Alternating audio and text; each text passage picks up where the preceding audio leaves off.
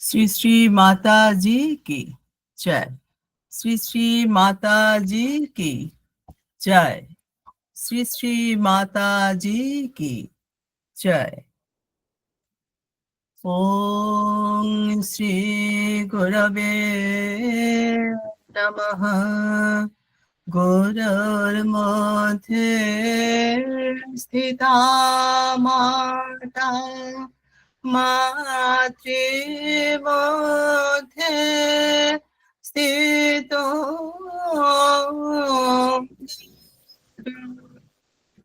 गुरुर्माता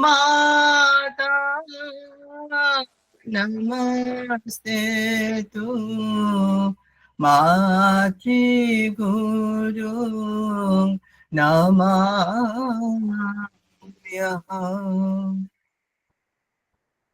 या देवी ब्रह्मरूपिणी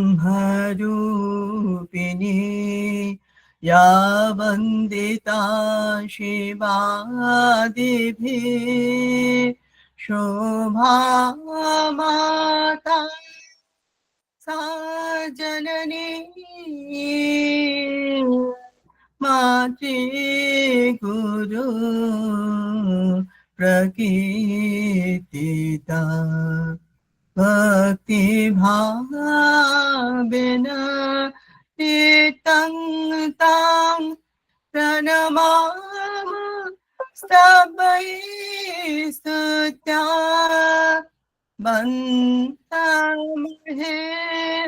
मायो मोहो वन्दामहे मायो मोहो शेषासुधि भक्ता বৃন্দা। জয়।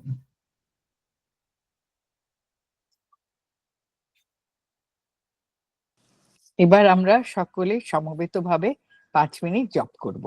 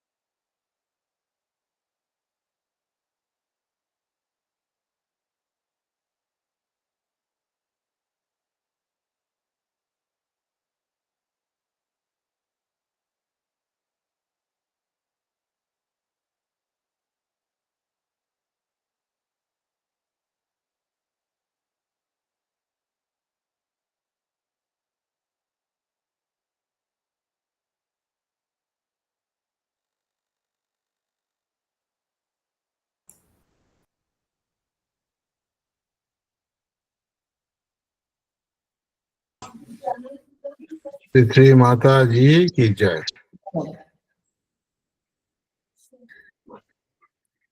ওম জয় শ্রী শ্রী শোভা মাতাজি, জয় হোক তব মাতাজি। আরতি করি তব মাগো, আরতি করি তব মাগো, দয়া করো মোদের। ওম জয় শ্রী শ্রী শোভা মাতাজি। সুন্দর শ্রী মুখ তব সৌন্দর্য খনি, যেন সৌন্দর্যের খনি। অলকা তিলকা শোভে, অলকা তিলকা শোভে, বিশ্বের শোভা রাশি। ওম জয় শ্রী শ্রী শোভা মাতাজি। শান্ত ধানে সদা মগ্না, গুরু মহিমা প্রচারী, সদা গুরু মহিমা প্রচারী। সন্তান ব্যথা সদা ব্যাধি, ভক্ত ব্যথায় সদা ব্যাধি, হর পাপ তাপ রাশি। ওম জয় শ্রী শ্রী শোভা মাতাজি। তুমি কালী, তুমি দুর্গা, তুমি রাধা বিহারী, মাগো তুমি রাধা বিহারী। 33 কোটি দেব দেবী, 33 কোটি দেব দেবী, বিরাজে তব দেহে। ওম জয় শ্রী শ্রী শোভা মাতাজি। তুমি গতি, তুমি ভর্তা, তুমি মোদের প্রাণপতি, মাগো তুমি মোদের প্রাণপতি। তোমা বিনা নাহি কোনো গতি, গুরু বিনা নাহি কোনো গতি, রক্ষা করো মোদের। ওম জয় শ্রী শ্রী শোভা মাতাজি। অখণ্ড মণ্ডলাকারে ব্যক্ত তুমি মাগো, সদা ব্যক্ত তুমি মাগো। দিতে নাহি পারি তব তুলনা, দিতে নাহি পারি তব তুলনা, তোমার তুলনা তুমি। ওম জয় শ্রী শ্রী শোভা মাতাজি। যেই জন গাবে তব মহিমা, সেই পাবে কৃপা বারি, মাগো সেই পাবে কৃপা বারি। ভক্তি মুক্তি তার প্রাপ্তি, ভক্তি মুক্তি তার প্রাপ্তি, পাবে তবে আশীর্বাদী। ওম জয় শ্রী শ্রী শোভা মাতাজি। অধমা কিঞ্চন মোরা, নাহি আছে ভাব ভক্তি, মাগো নাহি আছে ভাব ভক্তি। নিজ গুণে ক্ষমা করো মোদের, নিজে গুণ ক্ষমা করো মোদের, করে লাও করুণা করি। ওম জয় শ্রী শ্রী শোভা মাতাজি। ওম জয় শ্রী শ্রী শোভা মাতাজি। ওম জয় শ্রী শ্রী শোভা মাতাজি।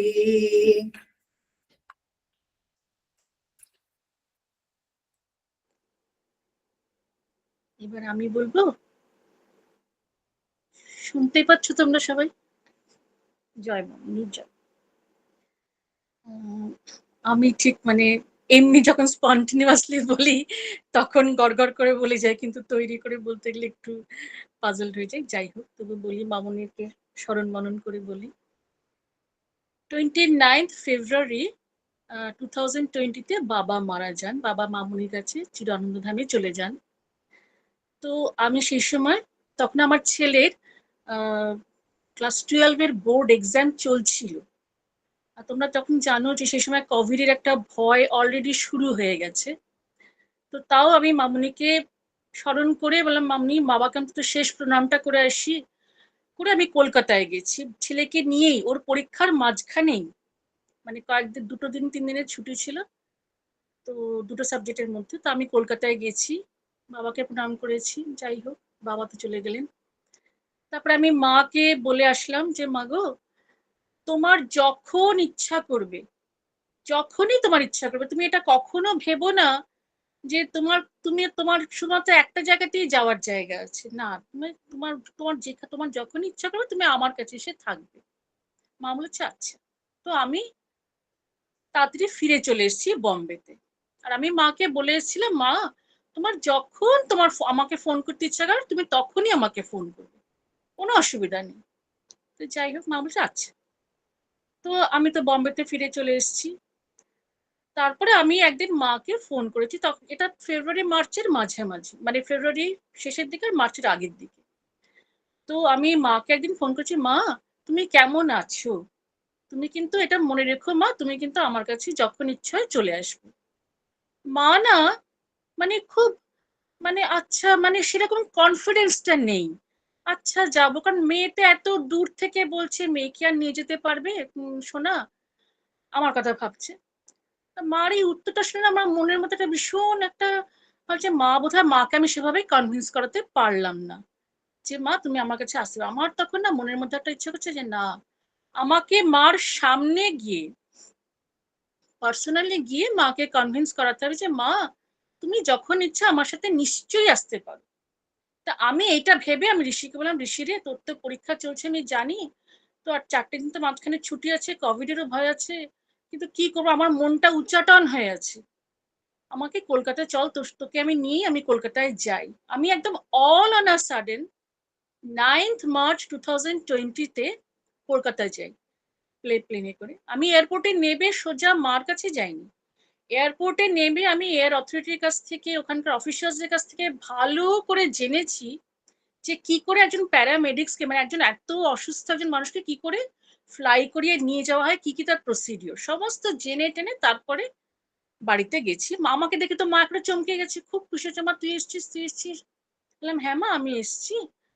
তা মাকে আমি বললাম, মা তোমার ফোনে তোমার কথাটা শুনে আমার খুব কষ্ট লাগছে, তুমি বোধহয় ঠিক বিশ্বাস করতে পারছিলেন যে সোনা কি আমাকে এসে নিয়ে যেতে পারবে, তাই আমি তোমার কাছে আসলাম, পার্সোনালি আসলাম এই ছেলের এই পরীক্ষার মাঝখানে, কোভিডের মাঝখানে, যে তুমি কিন্তু নিশ্চিন্ত মনে জেনো তুমি যদি এখনো আমার সাথে যেতে চাও, আমি সমস্ত কথাবার্তা বলে এসছি, আমি তোমাকে নিয়ে যাব। তা মা বললো, দেখ রে, আমার তো দিল্লিতে টিকিট হয়ে গেছে, আমি এখন দিল্লিতে যাই, আমি কিছুদিন পরে আবার তোর কাছে যাবো। বললাম হ্যাঁ মা ঠিক আছে, তুমি এখন তাহলে দিল্লিতে যাও, তাহলে তোমার যখন ইচ্ছা না তুমি আমার কাছে চলে আসবে।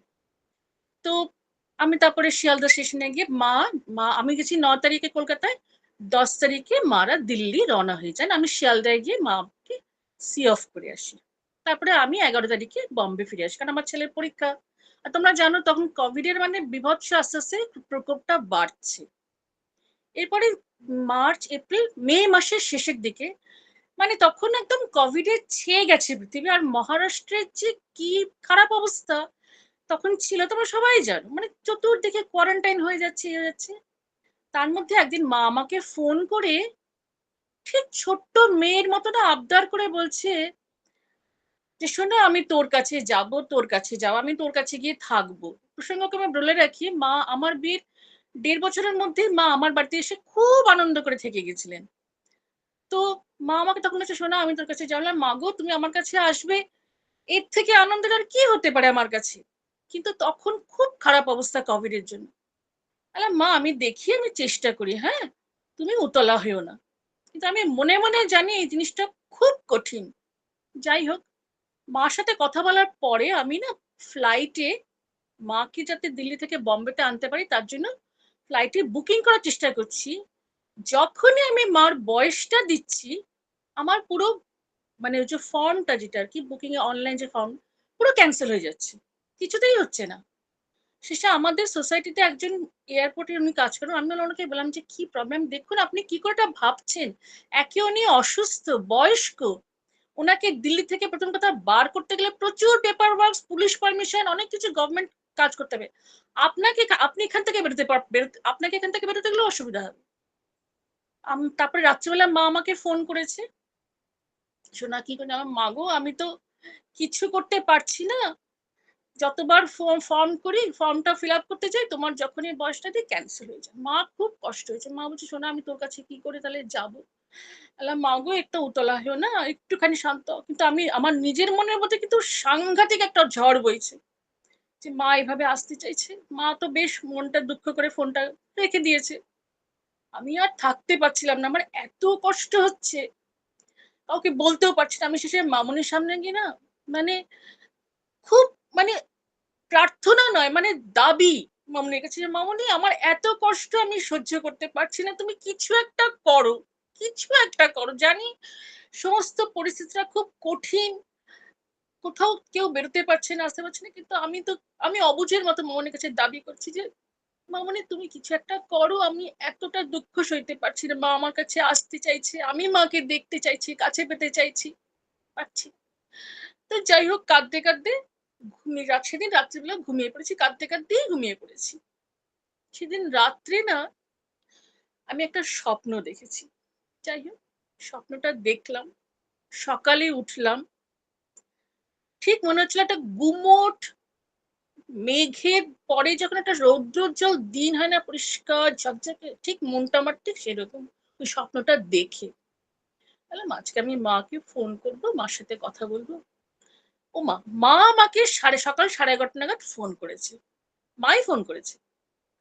মা তো এই শোনা শোনা শোনা, মারই এত শোনা শোনা, মানে মার গলাটা শুনেই না আমি বুঝেছি মা যে কোনো কারণেই হোক আজকে বেশ খুশি, বেশ মনটা বেশ তরতাজা হয়ে যাচ্ছে। আমি কি হয়েছে মা? আমি শোনা শোনা শোন, জানিস শোনা, কালকে রাত্রে না আমি এরকম কাঁদতে কাঁদতে ঘুমিয়ে পড়েছি, তারপরে আমি একটা স্বপ্ন দেখলাম। বললাম কি স্বপ্ন দেখেছো মা?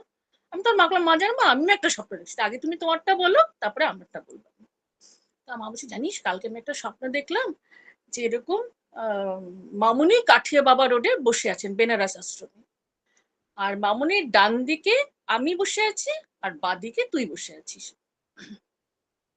মামুনি আমাকে বলছেন যে রমা, আমার মানে মামুনি মার মাথায় আর গালের উপরে হাত দিয়ে বলছে, রমা এত উতলা, ঠিক 3টে বাক্য মামুনি বলেছেন, এত উতলা হলে চলে, মনটাকে একটু শান্ত করো, দেখবে সব ভালো হবে। তারপরে মামুনি জানিস শোনা, তোর গালে মাথায় হাত দিয়ে বলছে যে মা তো অসুস্থ, মার মনটা এখন দুর্বল, কিন্তু তোমার তো অবুঝ হলে চলবে না, মনটাকে শান্ত করো, দেখবে সব সুন্দর হবে, সব ভালো হবে। মা চাই শোনা শোনা, শুনছিস? তোমরা বললে বিশ্বাস করবে না, মা আমাকে যে ডাকছে, এই শোনা শুনছিস? মা, আমি ফোনের আর দিকে মার স্বপ্নটা শুনে না আমি পুরো বাকরুদ্ধ হয়ে গেছি। মানে মাকে যে রেসপন্সটা করবো যে হ্যাঁ মা আমি শুনছি, মা বলছি শুনছি, হ্যাঁ মা শুনছি।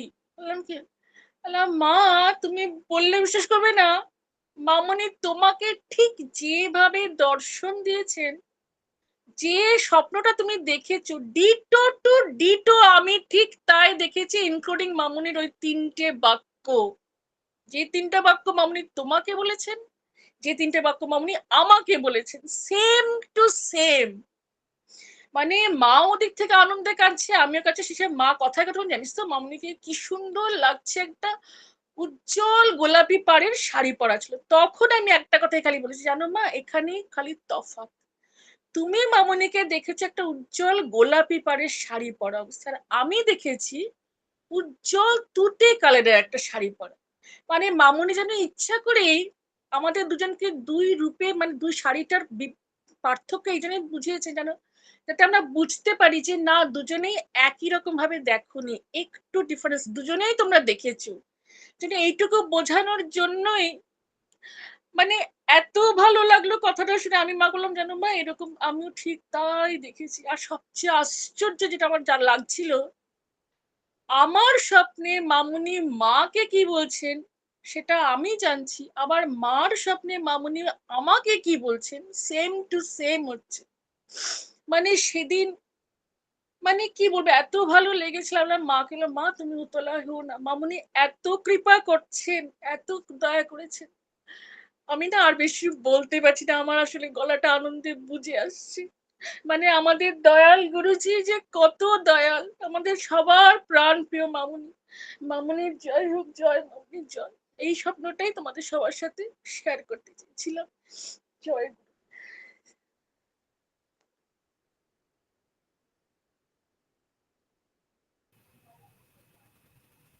অসাধারণ স্বপ্ন। সর্বদাই কিন্তু এইভাবে না আমাদের নানাভাবে প্রবোধ দিয়ে, নানাভাবে সান্ত্বনা দিয়ে, নানাভাবে সাহস জুগিয়ে মামুনি কিভাবে চলেছেন, এটা আমরা ভাই বোনেরা যখন নিজেদের অভিজ্ঞতাগুলো শেয়ার করি তখন যেন আমাদের প্রত্যেকে আরো নতুন করে টের পাই এই জিনিসটা। এইটাই কারণ কিন্তু আমি বাবিদিকে বলেছি প্রেফেস না করো, ঘটনাটা শেয়ার করলে আমরা বুঝবো যে কিভাবে পদে পদে উনি আমাদের সঙ্গে আছেন। শুধু আমাদের বিশ্বাসটুকুর প্রয়োজন আর ভরসা, এই দুটো জিনিস। কিচ্ছু প্রয়োজন নেই, সব করে দেন, সব করে দেন, কিচ্ছুর প্রয়োজন নেই। সব কিছু যতটুকু দরকার পড়ে ততটুকু ঠিক করে দেন, যাতে আমাদের সত্যি প্রত্যেকটা কোনো অসুবিধা হবে না জীবনে তা হয় না, হবে। আমাদের যা আগেকার প্রারব্ধ রয়েছে, কর্ম রয়েছে, সেগুলোর জন্য কিছু অসুবিধা আমাদের জীবনে ফেস করতেই হবে, কিন্তু মামুনি জানেন কতটুকু আমরা পারি। ঠিক সেইভাবেই আমাদের কিন্তু তিনি লিটারালি, যেরকম একটা মামুনি বলতে না যে শকুন তার বাচ্চাদের আড়াল করে রাখে সবকিছু থেকে, ঠিক সেইভাবে মামুনি আমাদের সবকিছু থেকে আড়াল করে রাখেন। যতবার বাড়িতে কোনো ক্রাইসিস হয় আমি এটা এত সুন্দর করে বুঝি, বলার নেই। এটা সত্যি অসম্ভব যে এরকম একজন গুরুকে আমরা পেয়েছিলাম, মানে অসীম ভাগ্য যে আমরা তার কাছে আসতে পেরেছিলাম। জয় মা। জয় গুরু। আসুন আমরা সকলে মিলে আজকে আমাদের মামুনির চরণে ও আমাদের শ্রী গুরু পরম্পরার সমীপে আমাদের প্রার্থনা জানাই। তোমরা এসো, অবতীর্ণ হয়, আমাদের পরিত্রাণ করো এই ভয়ঙ্কর অন্ধকার থেকে, আমাদের সকল অন্যায় অপরাধ ক্ষমা করে তোমাদের কৃপার উপযুক্ত করে তোলো। জয় জয় মা। জয় গুরু।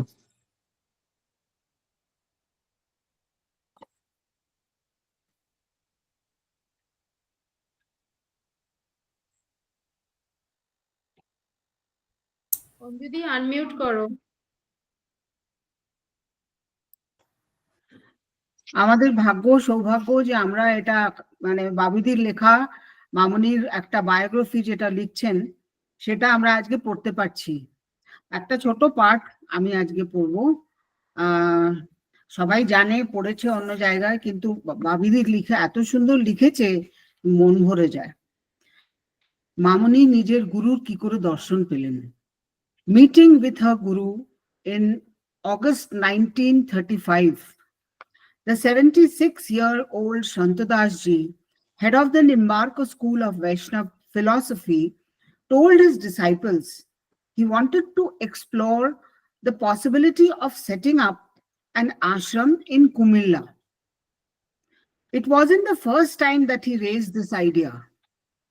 Now, when disciples implored him to leave his ashram in Vrindavan and consult doctors in Kolkata for his failing health, Shantadas Ji said he would only do so if he could travel further east all the way to Tripura. The disciples protested that the itinerary Shantadas Ji was suggesting covered more than 2,400 kilometers. It was too odious. But once Shantadas Ji made up his mind, he was not the one to be deterred.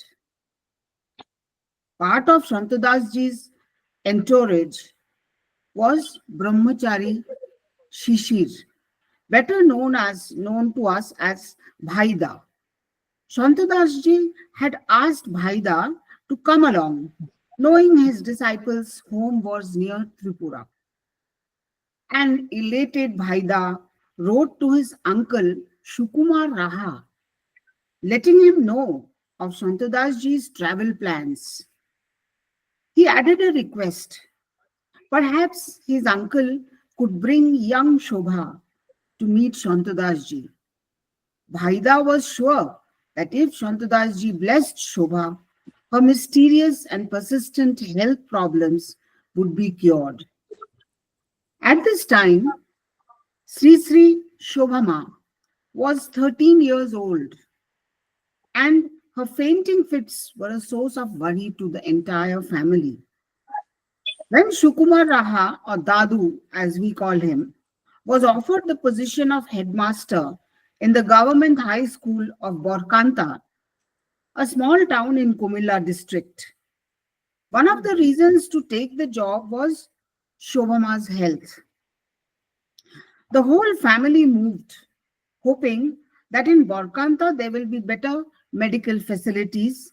They might find the treatment for Shobha that had eluded them to remote Kundagram. The family could always return to Kundagram occasionally and during Dadu's holidays. When Bhaida's letter reached Dadu, he wasn't convinced that Shobha's fainting fits could be cured by Shantadas ji. But by this time, the concerned father had decided he was open to trying anything that might help his daughter. If he had gone so far as to try even astrological guidance, so why not this? Dadu's larger concern was whether Shobha will be able to take the strain of making a day trip from Kumilla to Borkanta. Also, if Shantadas ji came to Kumilla on a weekday, Dadu would have to take a day's leave from school. Was it worth all this hassle just to please my nephew? Dadu's dilemma was cleared when Bhaida's next letter arrived. He informed his uncle that he had taken permission from Shantadas ji for a darshan of Shobha, and that Shantadas ji will be reaching Kumilla on 11th August 1935. In Bengali calendar, it was 1342, 26th Ashar. This date made Dadu sit up. 11th August was a Sunday, which meant he would not have to take leave from school. Now he had no excuse to refuse his nephew. Still unconvinced that Shobha needed to undergo the strain of a long journey, Dadu initially decided he would go to Kumilla alone and meet Bhaida first. When 13-year-old Shobha heard this, she was disappointed. But she didn't argue with her father. Instead, she turned to Shantadas ji in her mind, praying that he would inspire her father to take her along so that she could get her darshan. Dadu went to Kumilla on the 11th and returned on the 12th morning. He was received by Shobha and ran up to him with a question in her eyes. She didn't need to say anything. Dadu knew what she was asking. So he said, "Yes, we will go today," he told her. The same afternoon, Dadu, Dima, and Shobha traveled to Kumilla for a darshan of Shantadas ji. Dadu had also organized for them to stay in his friend Priyona Chakravarti's house that night, so that Shobha need not undertake the long journey back to Borkanta the same day. Recollecting that journey many years, Sri Sri Shobhama wrote, quote, "I have no words to explain the wondrous joy I felt, and that incredible yearning. All I kept thinking was, how soon will I reach Kumilla? What will I see? When will I be in his presence? Now I wonder if we ordinary persons can feel such intense compulsion for just one glimpse of someone. If we can be reduced to such tumult, then how could the venerated Gopinis of Vrindavan ever have been held back in their homes? There is no way but to go to him. Wittingly or unwittingly, just as the river must find the sea and the calf will find the cow, so the devotee will follow the path of the Great One. Unquote. By the time the Raha family reached Shantadas ji's residence in Kumilla, it was 4:30 p.m. in the evening. They arrived to learn Shantadas ji had just stepped out, but was expected to return soon. A disappointed Shobha knew there was no option but to wait. In hindsight, perhaps that period of waiting had also been needed. These are Mamuni's thoughts I am quoting. Today I feel that spending that time thinking only of him while we waited helped to calm the mind, and perhaps that was what he had intended all along, wrote Sri Sri Shobha Ma in her memoir. For Shobha, that time passed almost as though she was in a trance. Those who had gathered to meet Shantadas ji were all talking among themselves, sharing stories of him. I heard everything and yet nothing reached me, Sri Sri Shobha Ma recalled. I heard nothing and yet nothing reached me. I heard everything and yet nothing reached me. Then there was the sound of a car stopping, and it was this, rather than conches and bells, that heralded the arrival of Shantadas ji. The sun may set and rise. The light that was Babaji was unwavering and eternal at its radiance, thought Shobha as she looked up at Shantadas ji. Jai Ma.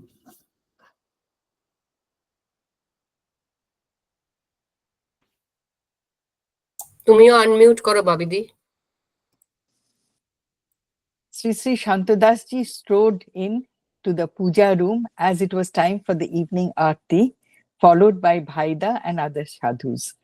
Shobha also followed them, going to the courtyard facing the puja room. After the aarti, Shantadas ji went to an adjoining building where devotees were waiting for his darshan. Shobha, along with Dadu and Dima, started walking towards the meeting hall. The path was narrow and full of people jostling against each other to reach Shantadas ji. Years later, Sri Sri Shobha Ma would say that the same crowd of devotees, while waiting for Shantadas ji, had felt replete with Shatyagun, a serene calmness of mind. But when time came to seek Shantadas ji's presence, Rajagun, meaning passion and desire for action, surged in many. To reach one's goal, even if it is spiritual, just Satyagun wasn't enough. Some Rajagun was also needed, she used to say and observed. For young Shobha, navigating the surging crowd was difficult, but after a few minutes, as though by the grace of Babaji Maharaj, the crowd started thinning. There was a metaphor in this which she shared with her disciples in later years. The path of sadhana is the same. In the beginning, it appears to be difficult and impossible, but if you are able to master courage and determination, then you will find the road, she wrote. When Shobha finally reached where Shantadas ji was sitting, there was a spot right next to him that Bhaida had kept reserved for her. It was a sultry August afternoon. Shobha could see a few drops of sweat beads on Shantadas ji's forehead because of the sweltering heat. Shobha wished she had a hand fan. Just as the thought came to her mind, a sadhu from Shantadas ji's entourage handed Shobha a hand fan and asked her to fan Babaji Maharaj. Overwhelmed, Shobha got up and began to fan Shantadas ji gently. The Raha stayed until it was time for Babaji Maharaj to depart. Before leaving, Shobha made her way to the front and did her pranam. Babaji Maharaj gently placed his hand on her head, Shobha felt a wave of ethereal joy course through her. Even though the meeting had been too short, it felt significant in her mind. As they were leaving the premises, Bhaida came to see them off and eagerly asked Shobha, "How did you like my Guruji?" Shobha enthusiastically replied, "He is wonderful, like a messiah." Bhaida jokingly said, "Liked him enough to become his disciple? But he only gives Krishna mantra." Shobha's face fell. She replied sadly, "How can I ever be his disciple? From childhood, I have grown up worshipping Ma Kali. How can I suddenly change?" But in the bus, as they were returning home, Shobha's mind was in a state of turmoil. Hers was a family of Kali worshippers, yet now, all of a sudden, she longed to have Santadas Ji as her guru. There was also a creeping fear in Shobha that Ma Kali would be angered by her longing to be a disciple of Shantadas Ji, who was a follower of the Vaishnava tradition. There was also this question of how her family would react. Ultimately, Shobha decided only Ma Kali can resolve her dilemma. So, with an ardent prayer to Ma Kali to show her the right path, she fell asleep. Next morning, Shobha woke up feeling rested but also excited. She no longer had any doubt or hesitation about becoming a disciple of Sri Shantadas Ji. And strangely, Dadu was very happy to learn Shobha's decision. Without any delay, Dadu and Shobha headed back to their residence where Shantadas Ji was waiting with the hope of Shobha becoming Shantadas Ji's disciple. By the time they reached, many devotees had already gathered in, expecting to be inducted into the Nimbarka school of Shantadas Ji with Diksha. They were surprised to see a teenage girl in their midst. Let me briefly explain the ways in which a disciple may be initiated into the Nimbarka tradition. A guru sometimes accepts a devotee with a simple ceremony in which a mantra is written on a piece of paper and given to the devotee, who recites it with the guru 5 times. The guru explains that this mantra, known as Nam, is their way to become closer to the divine. It is to be chanted at least 108 times each day in the morning and evening. The Nam is considered as the first step of initiation for a disciple, and there are no restrictions on what the disciple can eat or any special requirements like a rosary for chanting the mantra. The more elaborate ritual of becoming a disciple is Diksha ceremony. Diksha is like being ordained into the Nimbarka school. It marks a new chapter in the disciple's life. There are many changes in the lifestyle, like the mandatory rule of wearing 2 sets of strings of tulsi beads, which the guru ties around the disciple's neck during the Diksha ceremony, daily drawing of the tilak on the forehead and different parts of the body, follow the food restrictions as advised by Guruji. After Diksha, there are several other restrictions and rules a disciple must follow, many of which are a throwback from the early days of the Nimbarka school. When on the 13th August morning, young Shobha requested to be made a disciple, Shantadas Ji asked that Shobha be sent in first, keeping all others waiting. He also decided that she would receive Nam. Everyone was surprised. Even Bhaida hadn't expected such preferential treatment for his young cousin. Further surprises followed. After a radiantly happy Shobha came out from Shantadas Ji's room at the end of her Nam ceremony, Dadu announced that he had also decided to ask for Diksha from Shantadas Ji.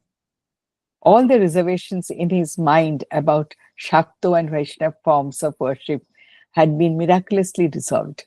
He felt an epiphany that there is no clash between the worship of Ma Kali and Lord Krishna. But when he told Bhaida of his desire to seek Diksha for himself and his wife, Bhaida hesitated. By then, the Diksha ceremonies for all other devotees were completed and Shantadas Ji had retired to rest. Bhaida did not dare to disturb him, especially for a family member. After some muted discussion among the sadhus accompanying Shantadas Ji, a senior disciple Nivaranda was sent to Guruji's room with the request on behalf of Dadu. He hesitantly informed Shantudasji that Borkanta High School headmaster and his wife have just come with a request for Diksha. To his utter surprise, he found Shantudasji very happy, almost eager to accept Shukumar Babu and his wife. He immediately asked that the Raha couple be brought in. Shantudasji had accepted Shobha as disciple with a simple Nam ceremony, but for her parents, he chose the more rigorous path of Diksha. Nivaranda had thought he had distributed all the remaining Tulsi strings, rosary, etc., which are given to the devotee during the Diksha ceremony, but everything was found as directed by Shantudasji, and the ceremony took place without a glitch. Later that evening, he said to his disciples, "This schoolmaster couple from Borkanta were very pure souls." He also said, "This body has accepted so many devotees. If even one among all of you can become a disciple worthy of the great in Nimbarka tradition, it will be my ultimate achievement." Strangely, there was very little resistance from the family regarding their decision to accept Diksha from a Vaishnav Guru. Dadu and Dima began to live their lives according to the restrictions and regulations that came with receiving Diksha, but for Shobha, life changed after this trip in more ways than one. She took interest in helping her parents in the puja room. She still enjoyed playing with her cousins, but when she was working in the puja room, they could not coax her to join their fun and frolics. In what felt like a miraculous turn of events, Shobha's fainting fit stopped. But she did often get a slow fever, which continued to worry her parents. Still, the months immediately after that meeting with Shantudasji brought in a great sense of relief and bliss to the family. Then in November, like a bolt from the blue, news reached Borkanta that Shantudasji had suddenly passed away while traveling to Vrindavan from Calcutta. Dadu and Dima were deeply saddened, but for Shobha, the grief felt cataclysmic. She could not believe Shantudasji, who had appeared to be before her as a pillar of strength and divinity, could have left their midst. Death felt unacceptable to her. Where could he have gone? Is there no way to connect with him? He is my Guruji. How can he just go away without fulfilling his commitment to be my guide on my spiritual journey? These thoughts kept going round and round in young Shobha's head. She did not speak out these thoughts aloud, but her cousins and playmates noticed Shobha often was absent-minded. The elders in the family also noticed that Shobha seemed to be losing interest in casual conversations. Shobha did play games with us, joined the family get-togethers and festivities like she did in the past, but we all could feel Shobha was, in a strange kind of a way, detached from everything, recollected Shamor Raha, the senior-most among her cousins. Her playmates agreed with him and added, "Shobha is fast becoming unapproachable." They were, of course, unaware that Shantudasji was preparing her for a transformation that none of them could have ever imagined. Joyma. Next session, we will talk about how Mamuni changes after her Nam ceremony.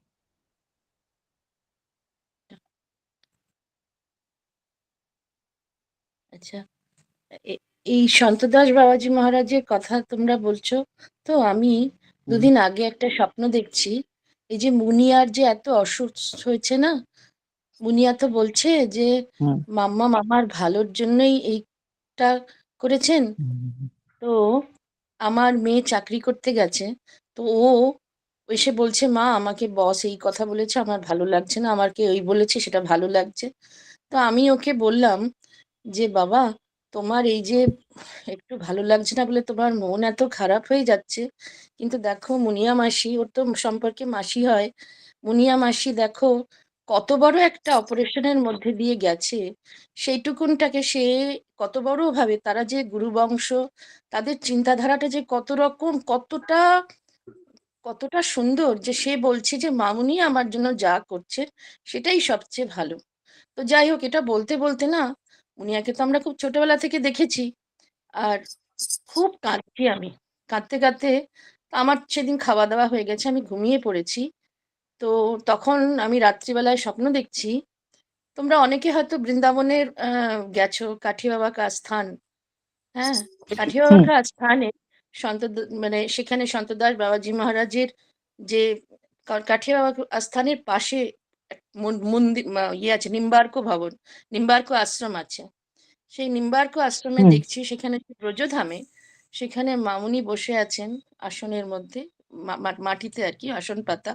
তার সাথে শিবানিদি ও পূজাদি, এরা সবাই বসে আছে সামনে মন্দির, এবং মামুনি সেখানে হাত জোড়ে করে মানে প্রার্থনা করছেন। সবাই শিশু সুলভ ইয়ে, মামুনি খুব গম্ভীর ভাবে প্রার্থনা করছেন। ওইটুকুনি আমি দেখলাম, আমার দেখে খুব ভালো লাগলো আর কি, খুবই ভালো লাগলো।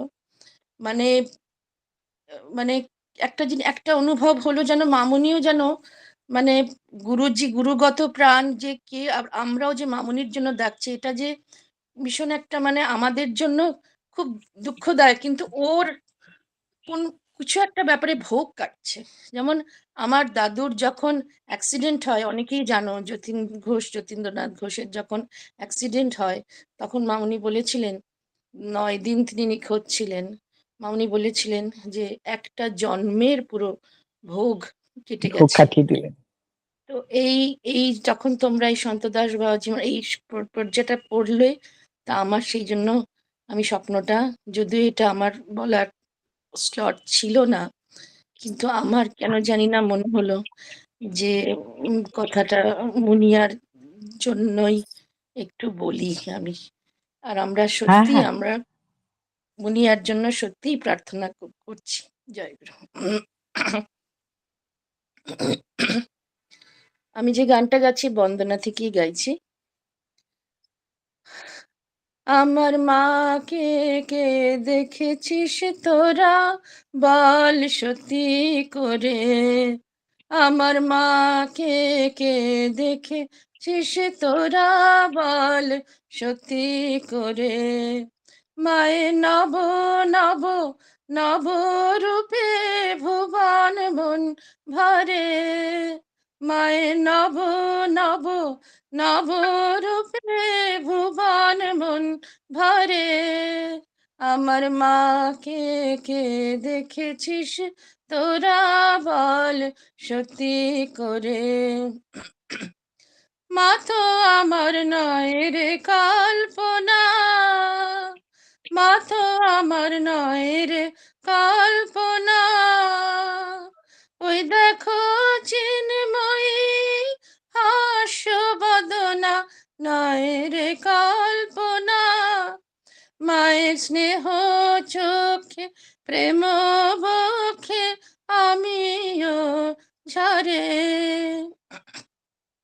আমার মাকে কে দেখেছিস তোরা, বল সত্যি করে।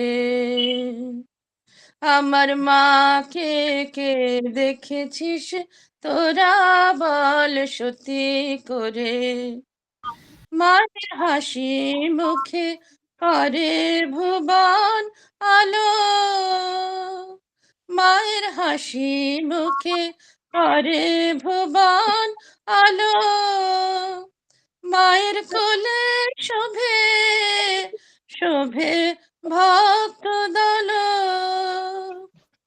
মায়ের প্রসারিত প্রেম বাহু আমাদের তরে। আমার মাকে কে দেখেছিস তোরা, বল সত্যি করে।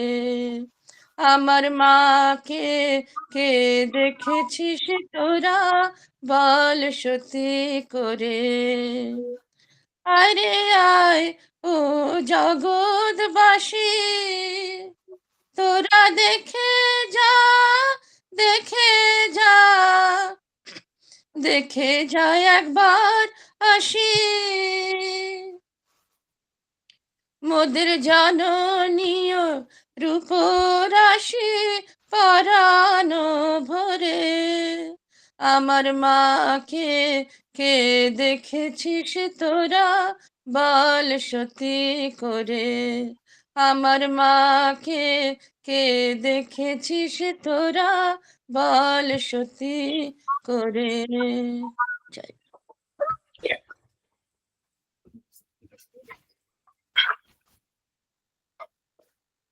জয় মা। আমাদের মা জিতেন্দ্রনাথ মহান্তি। সমুদ্র যদি কালি হতো, পৃথিবী যদি কাগজ হতো এবং স্বয়ং গণেশজি যদি লিপিকার হতেন, তথাপি আমরা আমাদের শ্রী গুরুজি তথা শ্রী শ্রী মায়ের লীলা কথা বর্ণনা করে শেষ করতে পারতাম না। বিরাট বিশ্বব্যাপী তার অনন্ত লীলা খেলা শুধু আমাদের কাছে বিন্দুর মধ্যে সিন্ধুর মতো তিনি ধরা দিয়েছেন মাতৃরূপে। ভগবানকে পেতে শ্রী গুরুর কৃপাই একমাত্র পাথেয়। এই গুরু কৃপা উপলব্ধি করতে হলে শ্রী গুরুজির উপর ঐকান্তিক বিশ্বাস, নির্ভরতা, নিষ্ঠা, সহনশীলতা প্রভৃতি গুণগুলি থাকা নিতান্তই দরকার। আমরা শ্রীগুরুকে পেয়েছি মায়ের মতো সহজ রূপে। তিনি আমাদের বুঝতেও দেন না কখন তিনি সদ্গুরু রূপে শিষ্যের কল্যাণ সাধন করেন, কখন হয়ে ওঠেন গর্ভধারিণী মায়ের থেকেও একান্ত আপন প্রিয়জন। কখনো কখনো তিনি আবার নানা প্রকার লীলার অবতারণা করে বুঝিয়ে দেন তার আসল সত্তা, তার সদ্গুরু রূপ। এমনই একটি ঘটনা আজ লিখতে বসেছি। আমার জন্য শ্রী শ্রী মা তার স্ত্রী অঙ্গে ভীষণ কষ্ট সহ্য করে আমার জীবন রক্ষা করেছিলেন। সম্ভবত 1955 সালের ঘটনা। শ্রী শ্রী মা তখন আমাদের সদর থানা লেনের বাসভবনে ছিলেন। আমাদের বাড়ির সামনের দিকে পাকা বাড়ির অর্ধেক অংশ তৈরি হচ্ছিল। সময় তখন বেলা 3টে কি 4টে। সেদিন মেঘলা আবহাওয়া দেখে মামনি সমুদ্র তীরে বেড়াতে বের হলেন না।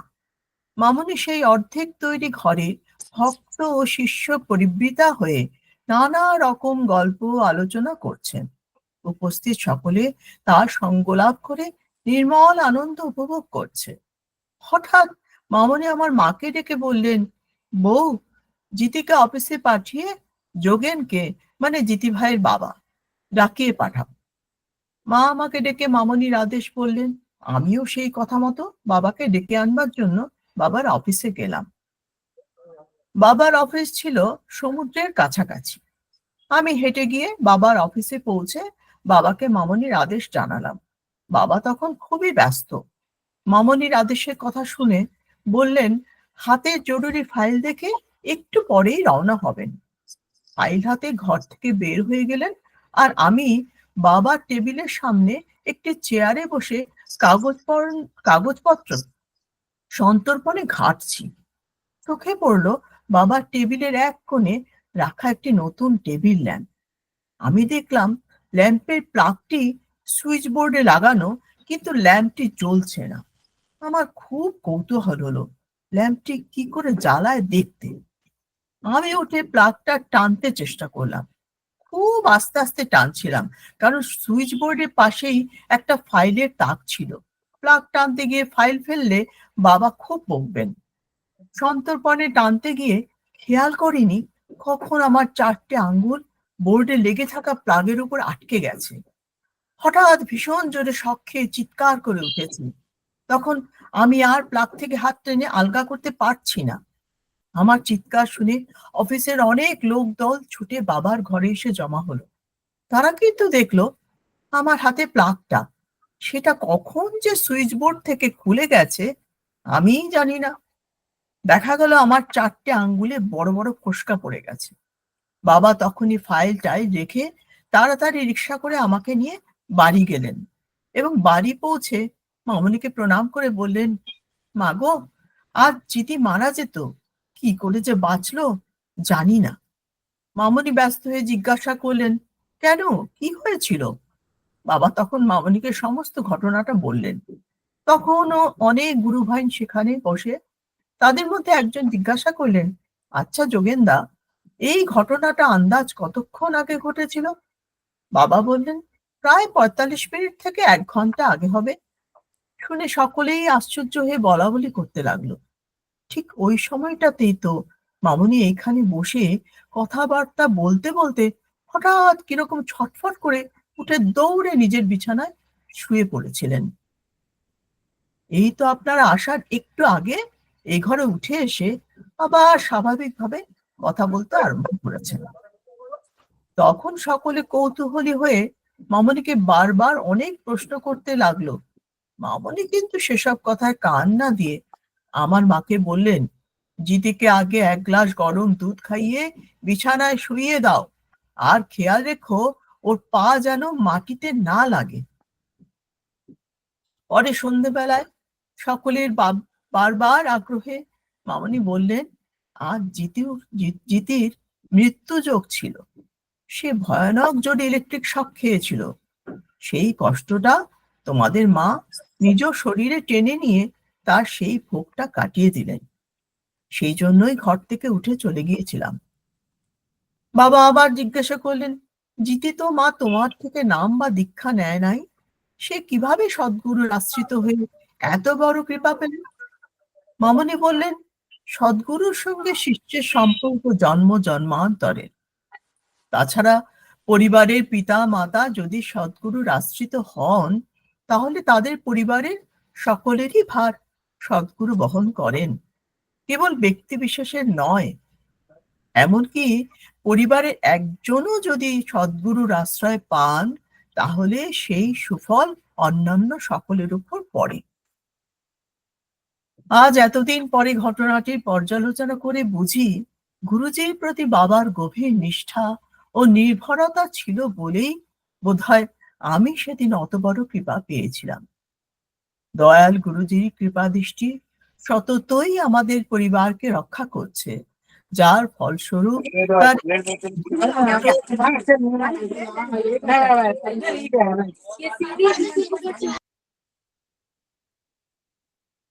তার এই অধম পুত্র জীবনের সর্বোচ্চ সংকট থেকে রক্ষা পেয়েছিল। দৈনন্দিন চলার পথে কত ভুল ত্রুটি অন্যায় আমাদের হয়ে থাকে। আমাদের গুরুজির স্নেহময়ী জননী রূপে আমাদের সকল অপূর্ণতা ক্ষমা করে আমাদের কৃতকর্মের ফল নিজ দেহে ভোগ করে আমাদের কল্যাণের পথে এগিয়ে নিয়ে চলেছেন। হে পরম কল্যাণময়ী জননী, মধুর মাতৃরূপে তুমি আমাদের মধ্যে আবির্ভূতা হয়ে আমাদের অন্তরে বিরাজ করছো। সংসারের আবর্তে পড়ে যখনই আমি তোমাকে স্মরণ করেছি, তখনই তোমার দিব্য উপস্থিতি অন্তরে অনুভব করে কৃতার্থ হয়েছে। তুমি কৃপা করো, আমরা যেন তোমার স্নেহ ছায়ায় সততই থাকতে পারি। তোমার আনন্দময় উপস্থিতি যা আমাদের ঘিরে রেখেছে, তা যেন অনুভূতিতে জানতে পারি। তুমি আমাদের সেই উপলব্ধির যোগ্য করে তোলো। তোমার পায়ে এই প্রার্থনা রইল। জয় মা।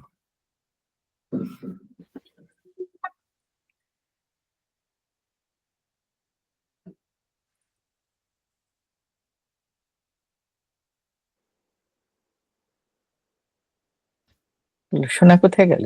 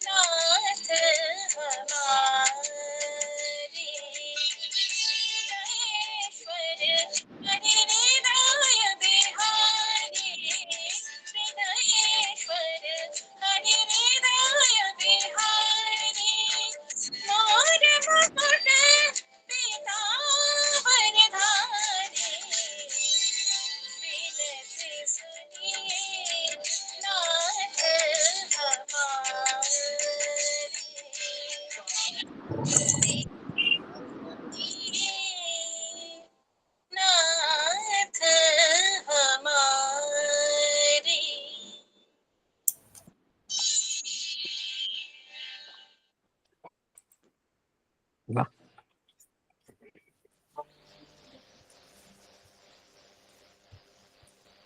হরে হরায় নম কৃষ্ণ যাদবায় নম হরে হরায় নম কৃষ্ণ যাদবায় নম যাদবায় মাধবায় কেশবায় নম গোপাল গোবিন্দ রাম শ্রী মধুসূদন গিরিধারী গোপীনাথ মদন মোহন জয় হংস ভগবান সনকাদি ভগবান জয় নারদ ভগবান নিম্বার্ক ভগবান জয় দ্বাদশ আচার্য ভট্ট অষ্টাদশ জয় দশম দেবাচার্য দাস একাদশ শ্রী সন্ত দাসজির করি চরণ বন্দন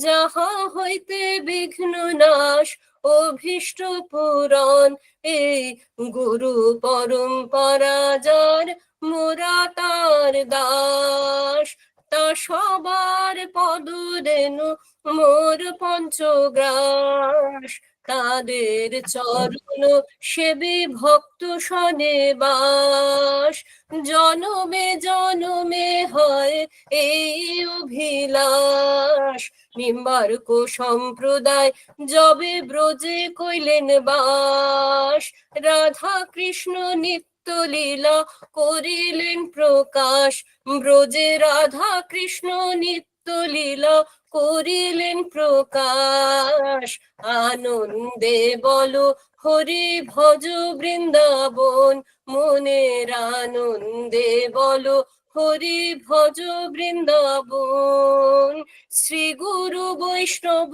পদে মজাইয়া মন শ্রী গুরু বৈষ্ণব পদ পদ্ম করিয়াস নাম সংকীর্তন করেন শ্রীমায়ের দাস নাম সংকীর্তন করেন শ্রীমায়ের দাস নাম সংকীর্তন করেন শ্রীমায়ের দাস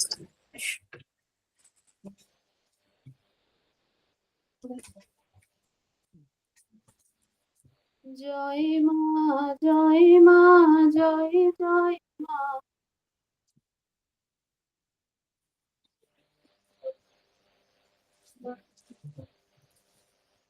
হরে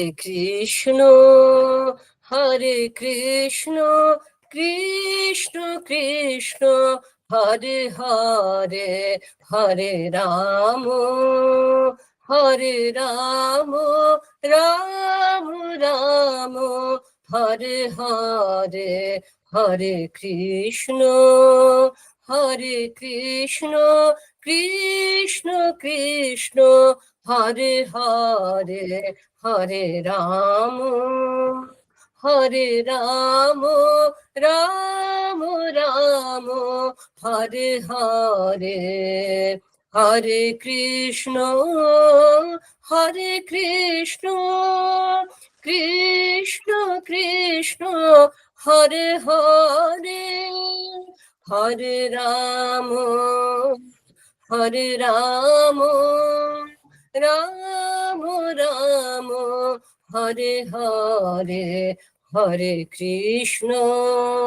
হরে কৃষ্ণ কৃষ্ণ কৃষ্ণ হরে হরে হরে রাম রাম রাম হরে হরে হরে কৃষ্ণ কৃষ্ণ কৃষ্ণ হরে হরে হরে রাম রাম রাম হরে হরে হরে কৃষ্ণ কৃষ্ণ কৃষ্ণ হরে হরে হরে রাম হরে রাম রাম রাম হরে হরে।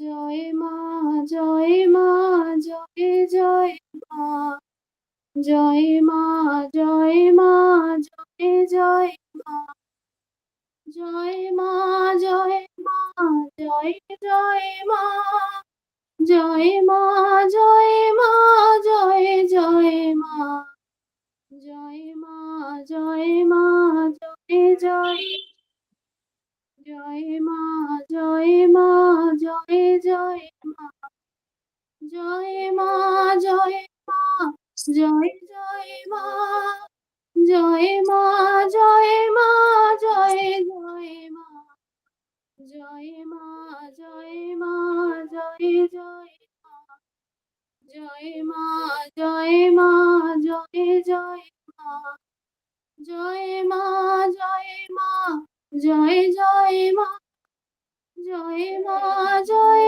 মা জয় জয় মা, জয় মা জয় মা জয় জয় মা, জয় মা জয় মা জয় জয় মা, জয় মা জয় মা জয় জয় মা, জয় মা জয় মা জয় জয় মা, মা মা মা মা মা মা মা মা মা মা, জয় মা জয় মা জয় জয় মা, জয় মা জয় মা জয় জয় মা, জয় মা জয় মা জয় জয় মা, জয় মা জয় মা জয় জয় মা, জয় মা জয় মা জয় জয় মা, জয় মা জয় মা জয় জয় মা, মা মা মা মা মা মা মা মা মা মা, জয় মা জয় মা জয় জয় মা, জয় মা জয় মা জয় জয় মা, মা মা মা মা মা মা মা মা মা মা।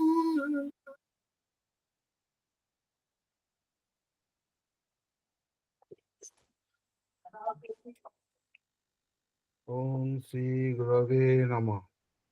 ওম শ্রী শ্রী গুরু পরম্পরায় নমঃ।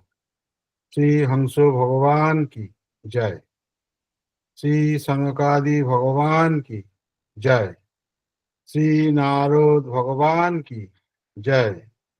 শ্রী নিম্বার্ক ভগবান কি জয়। শ্রী শ্রীনিবাস আচার্য কি জয়। শ্রী বিশ্বাচার্য কি জয়। শ্রী পুরুষোত্তম আচার্য কি জয়। শ্রী বিলাস আচার্য কি জয়। শ্রী স্বরূপ আচার্য কি জয়। শ্রী মাধবাচার্য কি জয়। শ্রী বলভদ্রাচার্য কি জয়। শ্রী পদাচার্য কি জয়। শ্রী শ্যামাচার্য কি জয়। শ্রী গোপালাচার্য কি জয়। শ্রী কৃপাচার্য কি জয়। শ্রী দেবাচার্য কি জয়। শ্রী সুন্দর ভট্টাচার্য কি জয়। শ্রী পদ্মনাভ ভট্টাচার্য কি জয়। শ্রী উপেন্দ্র ভট্টাচার্য কি জয়। শ্রী রামচন্দ্র ভট্টাচার্য কি জয়। শ্রী বামন ভট্টাচার্য কি জয়। শ্রী কৃষ্ণ ভট্টাচার্য কি জয়। শ্রী পদ্মাকর ভট্টাচার্য কি জয়। শ্রী শোভন ভট্টাচার্য কি জয়। শ্রী ভূরি ভট্টাচার্য কি জয়। শ্রী মাধব ভট্টাচার্য কি জয়। শ্রী শ্যাম ভট্টাচার্য কি জয়। শ্রী গোপাল ভট্টাচার্য কি জয়। শ্রী বলভদ্র ভট্টাচার্য কি জয়। শ্রী গোপীনাথ ভট্টাচার্য কি জয়।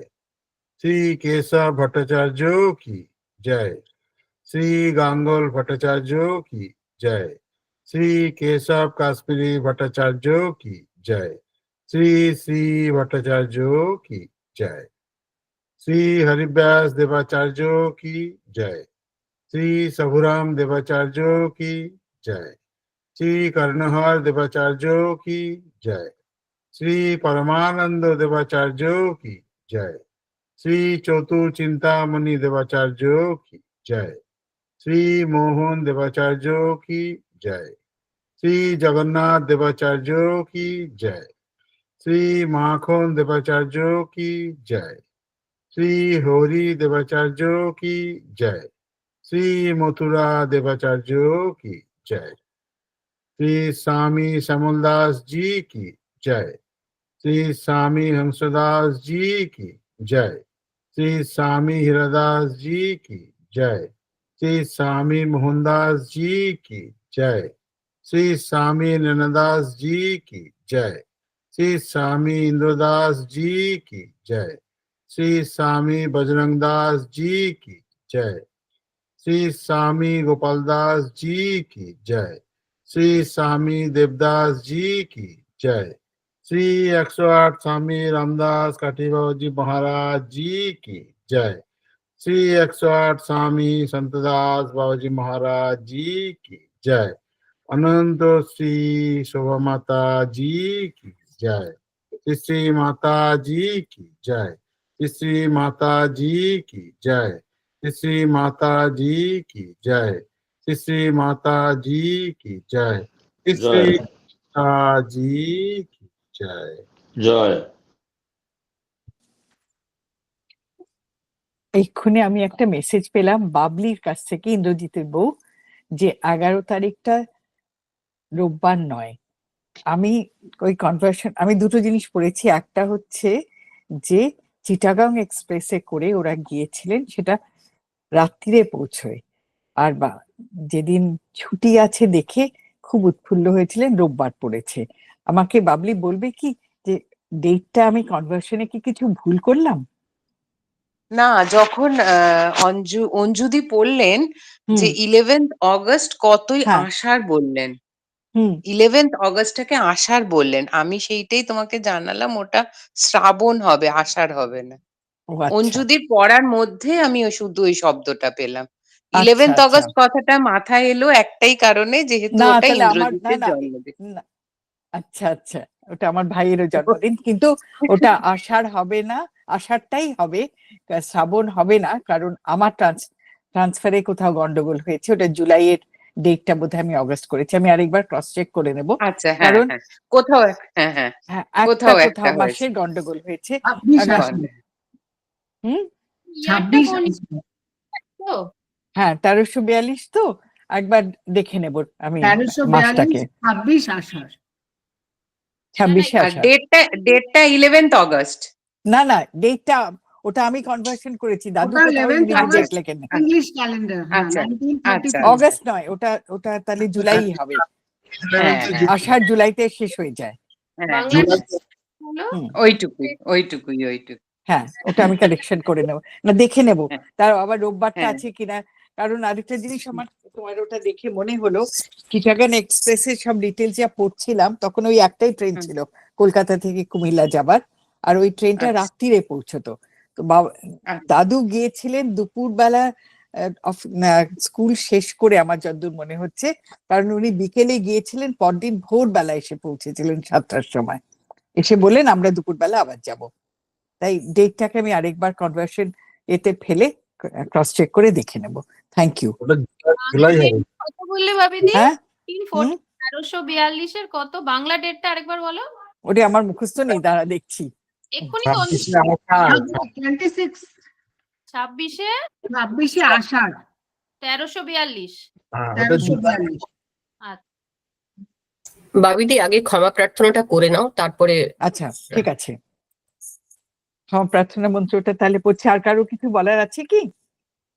সেটা পরেই বলবো, অনেক আচ্ছা লম্বা ঠিক হয়ে আছে। গেছে। হ্যাঁ, হ্যাঁ হ্যাঁ 7টা বাজে। ও ঠিক আছে।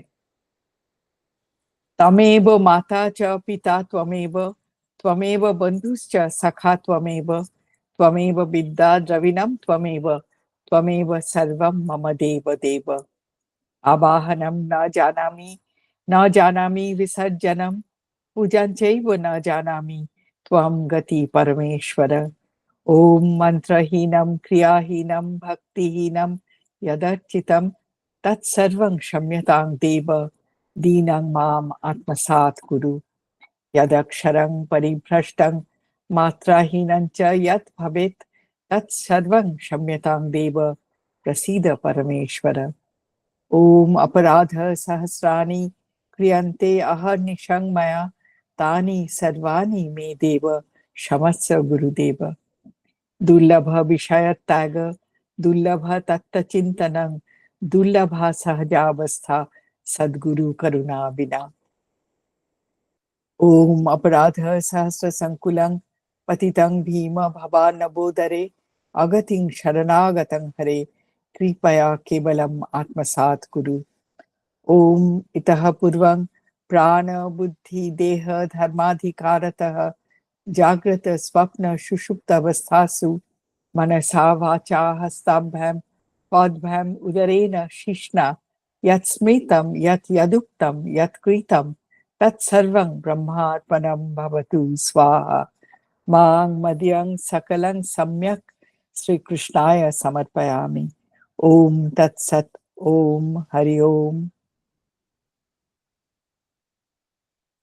আজকের মতো প্রার্থনা সভা সমাপ্ত। আচ্ছা, আমাদের নেক্সট ডেটটা কবে হবে রে? রেকর্ডিংটা আগে বন্ধ